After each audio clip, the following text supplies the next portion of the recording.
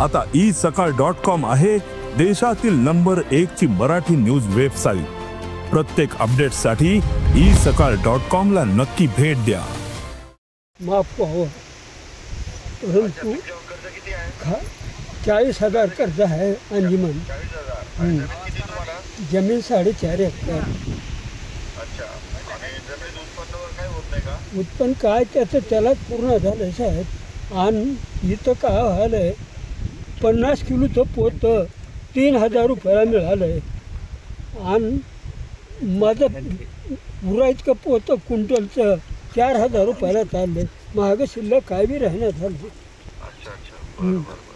म्हणून मालाला भाव मिळावं, झालं कर्ज माफ व्हावं आणि ह्या शेतीला थोड्या शेतवाल्याला सगळ्याला बी खात मिळावं अशी आमची भावना आहे।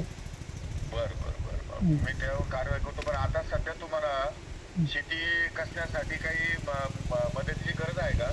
आता काय कोळपणाला ह्याला त्याला खुरपणाला आमच्याकडे पैसा नाही, म्हणून आम्ही आऊत वडून ही गवत काढून त्याला खुरपून काढतोय साहेब। त्याला दुसरा काय मार्ग आहे? म्हणजे कुणी गावामधून आपले बैल जोडी वगैरे भाडेपट्ट्याने देईल का तुम्हाला? बैल ट्रॅक्टरवाला येऊन काही भाडेपट्ट्याने करेल का? ते ट्रॅक्टरनं त्याला दुसरा काय मार्ग आहे ते मला सांगा। ट्रॅक्टरनं जमना साहेब, ह्याच्यामध्ये बैलानंच करावं लागते। मग गावात बैल आहे का कोणाकडे? बैल आहेत तर बरे 3,000 रुपये हजेरी मागतात। आम्हाला मदत कुणी करू शकत नाही। एक दिवसाचे 3,000 रुपये मागतात। एक दिवसाचे 3,000। तर 1 एकर जमीन आहे माझी, 4 जागावर जमीन आहे साहेब माझी।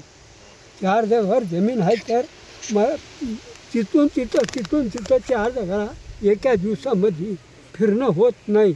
म्हणून हे मला परवडत नाही आऊत लावणं।